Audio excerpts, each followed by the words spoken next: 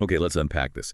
Today, we're diving deep into a true global phenomenon, a book that has touched millions worldwide and stayed on bestseller lists for, well, hundreds of weeks. Paulo Coelho's The Alchemist. You share this with us, curious about its enduring appeal and its profound messages. Think of it less as a typical story and more like a modern fable, filled with wisdom for anyone on a journey of self-discovery, which, let's be honest, is all of us. Our mission today is really to extract the core insights, the practical wisdom hidden within this powerful narrative. Indeed. And what's fascinating here is that Paulo Coelho explicitly states in the foreword that he never lost faith in the book or ever wavered in my vision. Because, as he puts it, it was me in there, all of me, heart and soul. I was living my own metaphor. This really deep personal connection to the story's core themes, like following one's personal legend, that's a huge part of why it resonates so widely. At its heart, it's about discerning between society's expectations and your soul's true calling, and them courageously pursuing that unique path. Absolutely. And the journey of this book itself almost perfectly mirrors its central message, doesn't it? It was initially a commercial flop. I mean, the first publisher even canceled Coelho's contract. Right, a complete flop at first. But slowly, through word of mouth, it finally started to sell. 3,000, then 6,000, 10,000 book by book, gradually throughout the year. Just a powerful testament to persistent belief in one's path, proving that even a quiet, heartfelt message can eventually find its audience. And its breakout moment in the U.S. is, well, it's legendary. Coelho mentions Bill Clinton was photographed leaving the White House with a copy. Wow, really? Yeah, and then Madonna raved about it to Vanity Fair, and suddenly people from all different walks of life, from Rush Limbaugh and Will Smith to college students and soccer moms, they were all talking about it. It just became this spontaneous and organic phenomenon translated into over 80 languages now. It's a powerful example of how authentic pursuit can create its own momentum. So as we embark on this deep dive, we're following the journey of a young shepherd named Santiago. His quest isn't just some fantasy. It's a beautifully simple framework designed to help you understand your own potential and purpose. It truly offers like a shortcut to being well-informed about a concept Coelho calls the personal legend. It's not just about plot, it's about universal truths distilled into a memorable adventure. So our story begins with Santiago, a young shepherd in Andalusia, Spain. He loves to travel, enjoys reading, and seems, quite content with his simple life. On the surface, yeah. But he's having this recurring vivid dream about a hidden treasure at the Egyptian pyramids. It's the kind of dream that just won't let go, whispering promises of something more. And this is where the call to adventure truly begins, isn't it? He seeks out a gypsy woman in Tarifa to interpret the dream. She confirms it points to the pyramids and, maybe surprisingly, asks for 1/10 of any treasure he finds. A future payment. Exactly. This initial encounter introduces a pivotal theme. Trusting omens, sure, but also recognizing the immediate and sometimes unexpected costs of pursuing one's deepest desires. It's like an early test of commitment. Okay, here's where it gets really interesting and deeply symbolic.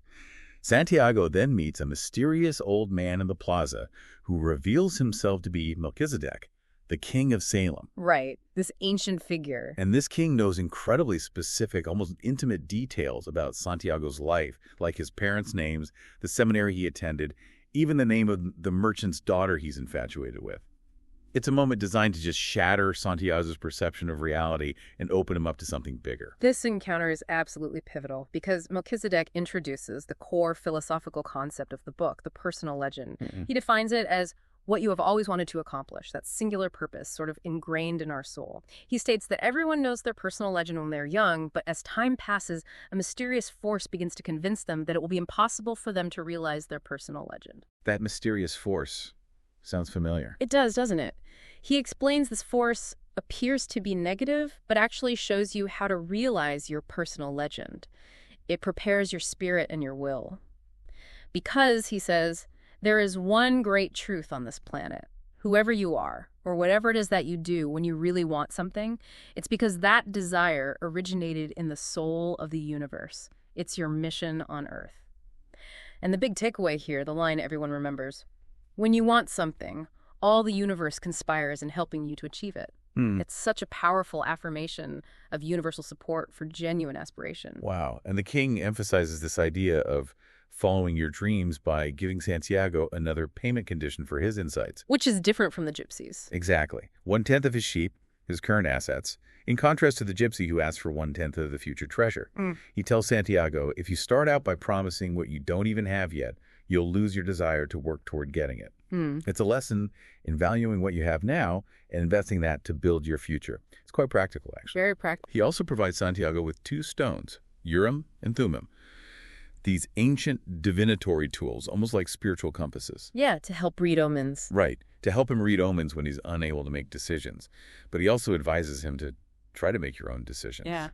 It's a beautiful balance between seeking guidance and cultivating self-reliance. And there's that powerful parable here, too, about the shopkeeper's son sent to learn the secret of happiness. Remember that one? Oh, yeah, the spoon and the oil. Exactly. The wise man tells the boy to carry a spoon with 2 drops of oil around his palace without spilling it. The boy focuses so intently on the oil that he misses all the marvels of the palace. Right, he sees nothing else. Then the wise man tells him, the secret of happiness is to see all the marvels of the world and never to forget the drops of oil on the spoon. This just beautifully illustrates a crucial life lesson for us. That balance between enjoying the journey, seeing the marvels, and staying focused on the goal, the drops of oil. The true secret isn't just balance, maybe, but mindful engagement with both the wonders around you and the responsibilities you carry. So Santiago sells his sheep, he buys a ticket, and sets off for Africa. Big leap. But almost immediately, he faces a harsh reality check. Yep. Doesn't take long. He's robbed of all his money in Tangier. Yeah. It's a moment of utter despair where he lamented the fact that his life could have changed so suddenly and so drastically. This immediate setback. It feels like a universal experience when we step out of our comfort zone, doesn't it? Absolutely. And this setback isn't just a hurdle. It's crucial because it forces Santiago to really internalize his commitment. He finds this inner resolve declaring, I'm an adventurer looking for treasure. That's a shift. Yeah, a declaration. And this turning point leads him directly to working for a crystal merchant, who is himself a stark contrast to Santiago. The merchant, despite his success, is afraid to pursue his own personal legend, a pilgrimage to Mecca. He tells Santiago, I'm afraid that if my dream is realized, I'll have no reason to go on living. Wow. That's heavy. It really is. It highlights such a common human struggle. The fear of achieving a dream versus the perceived comfort of simply dreaming about it. It makes you wonder how many of us choose the known routine over the terrifying possibility of realizing our deepest dreams. Meanwhile, Santiago, he infuses the crystal shop with new life. He suggests innovations like a display case, selling tea in crystal glasses. Bringing his energy to it. Yeah, he's applying the principle of favorability he learned from the king. The idea that beginners are often met with good fortune to encourage them on their path and business flourishes. But what's truly remarkable here is how he learns what he calls a language that doesn't depend on words. A language he first sensed with his sheep and now with people, realizing all things are one. This concept of the language of the world is such a vital theme throughout the book, and it's a powerful insight for us, I think. It's about intuition, enthusiasm, and understanding the interconnectedness of everything around us. He sees that when he acts with love and purpose and as part of a search for something believed in and desired, the world responds. He's learning to read omens not just as external signs, but as reflections of a deeper universal flow, an energetic resonance that guides those who are truly aligned with their purpose. Okay, so with his new earnings, Santiago joins a caravan crossing the Sahara, a whole new environment. On this leg of the journey, he meets an Englishman who is also searching for an alchemist to learn the universal language. This is a fascinating contrast, isn't it? It really is. They represent 2 totally different approaches to knowledge. The Englishman's intellectual pursuit through books versus Santiago's experiential, intuitive learning directly from life. It truly highlights that there are many paths to wisdom, not just one way. And the camel driver, another significant character on this journey, becomes this unexpected teacher. He imparts wisdom about living in the present moment, emphasizing, if you can concentrate always on the present, you'll be a happy man. Simple but profound. Very. He also introduces Santiago to the concept of maktub, meaning it is written, which signifies destiny, but importantly, not predestination. It's about recognizing the grand design, maybe, but still having agency within it. Then Santiago finds love in the oasis with a woman named Fatima. And this isn't just a romantic interlude.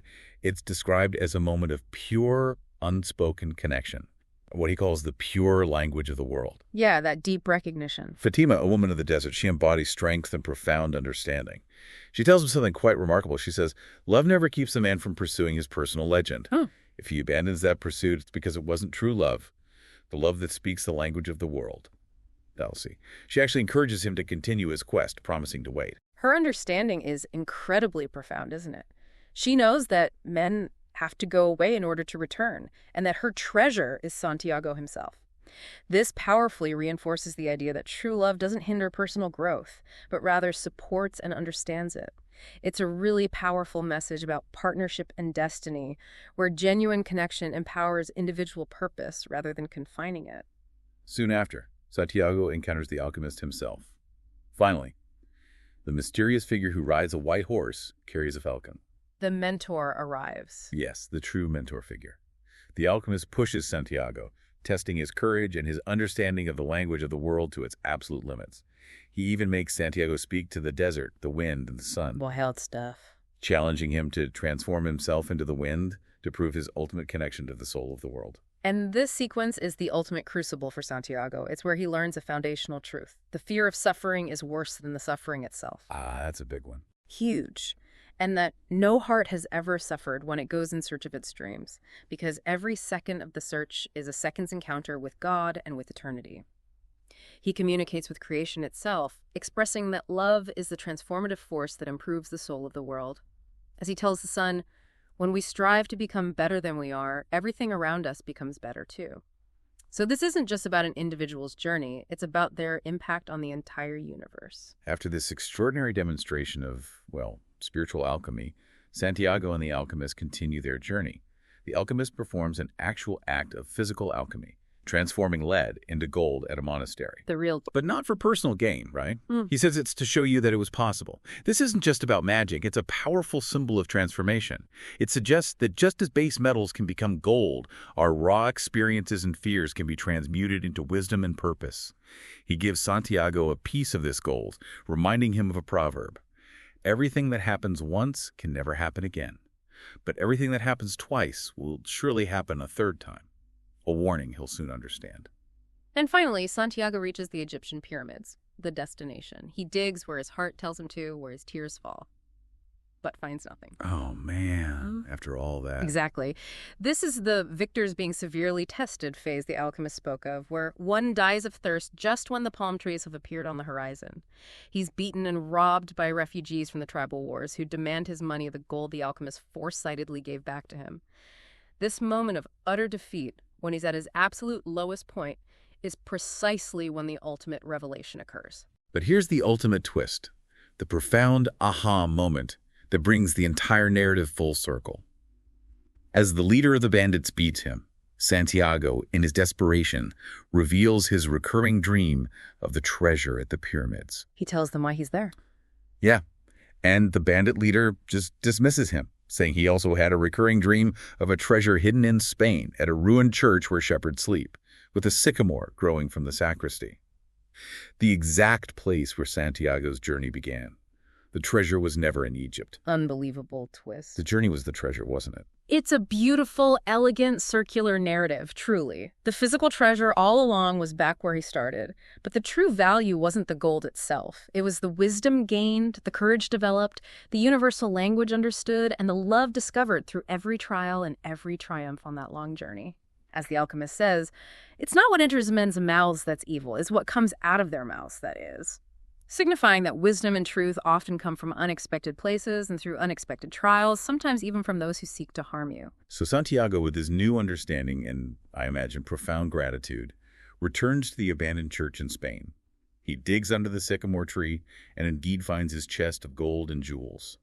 He retrieves the Urim and Thummim stones, now more than just tools, but reminders of the king who set him on his path. The full circle is complete. He realizes that life really is generous to those who pursue their personal legend. And the wind, the levanter from Africa, it brings him the scent of a perfume he knew well and the touch of a kiss that came from far away, slowly, slowly, until it rested on his lips. He knew it was Fatima, and he was ready to return to her, a man transformed by his pursuit. What a journey. Santiago's story is such a powerful reminder that our dreams aren't just destinations. They're the catalyst for immense personal growth and discovery. The physical treasure he sought wasn't where he expected, but the journey to find it transformed him in ways he could never have imagined. It's about understanding the miracle of life, maybe, of fighting to the last for something he believes in, and realizing that your true purpose often lies hidden within the very path you take. And it raises an important question for you, the listener, doesn't it? Are you paying attention to the omens in your own life? Are you listening to your heart even when it's afraid? And what treasure might be waiting for you, not at some distant pyramid, but perhaps right where you are, if only you had the courage to truly see it and embark on your own legend?